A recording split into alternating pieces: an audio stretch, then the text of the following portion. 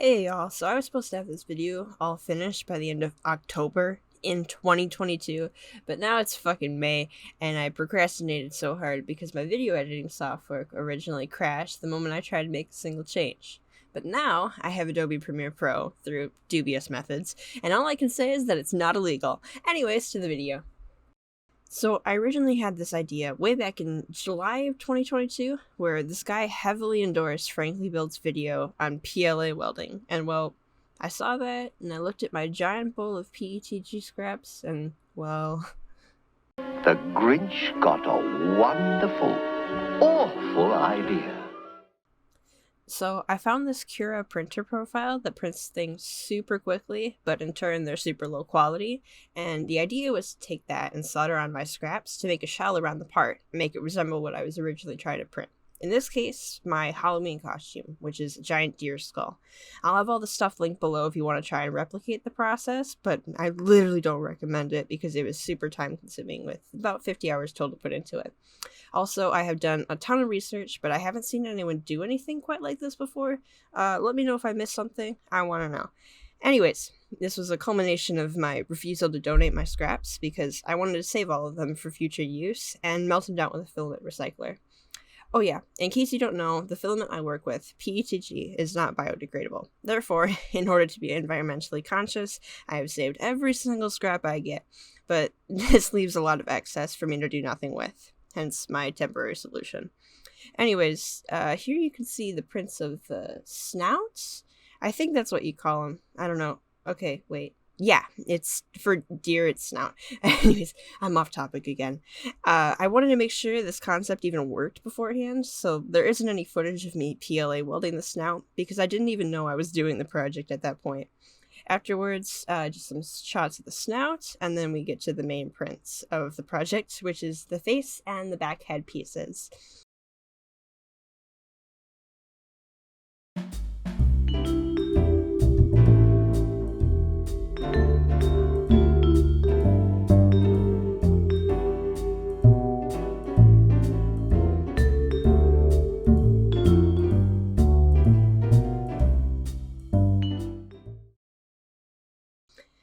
So that's what I got at the end, and then I decided to print the antlers normally since I printed them after finishing the entire head, and I realized it likely wouldn't support the weight. So those are the last 8 time lapses.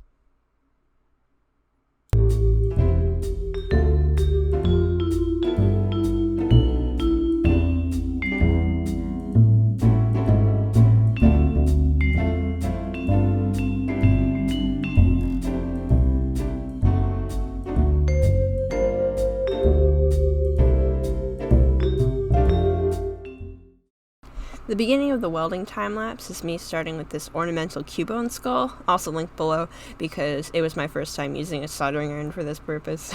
I also decided to put the majority of the time-lapse footage in here without editing it down, because it took a lot of time, and I truly want people to feel a fraction of the time I suffered hunched over a workbench.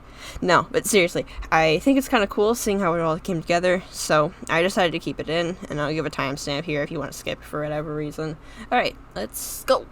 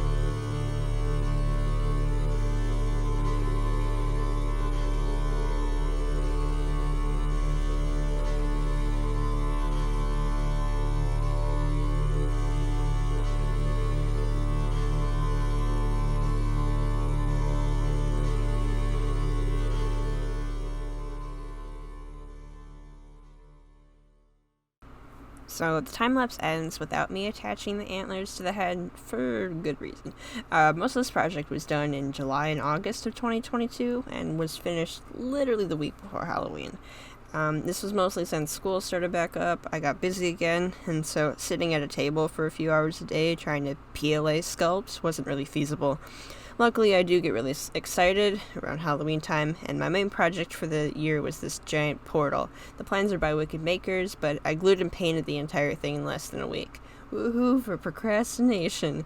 Either way, I wanted the deer skull to be done too, since the whole point was a Halloween costume, so here I attached the antlers like the day before Halloween at 3 in the morning, and then I took it outside to try and give it a coat of spray paint. Whew.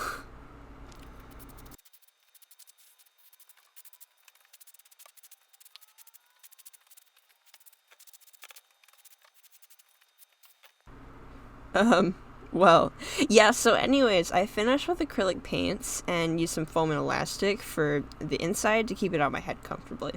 And, well, that was mostly it after that. It's now sitting nicely on my shelf. Admittedly, the texture is probably the most interesting point, and you definitely can't tell that some of it was 3D printed, but I kind of like the gradient it has, so I'm not complaining. Well, yeah, thanks for watching my latest creative pursuit. Hopefully I make some more videos on my projects, because it's kind of fun to see the thing you've worked on for the past months presented in a small 20-minute video. I don't know. I got some stuff working on, of course. I'm working on, so we shall see. Anyway, bye.